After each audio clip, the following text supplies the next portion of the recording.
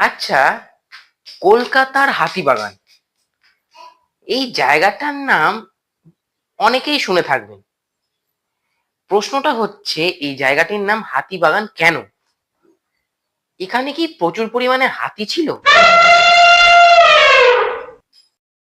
অনেক বছর আগের কথা। সময়টা ছিল নবাব, রাজা, জমিদারদের।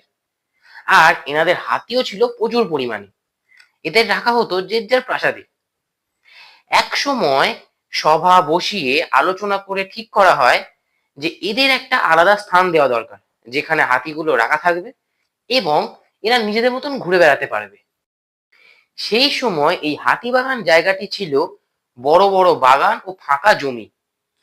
ঠিক করা হয় এইখানেই রাখা হবে হাতিদেরকে। আস্তে আস্তে এই জায়গার নাম হয়ে যায় হাতিবাগান, অর্থাৎ হাতিদের বাগান। সময়ের সাথে সাথে বন থেকে হয়ে উঠল বাজার, দোকান, থিয়েটার। রয়ে গেল শুধু নাম।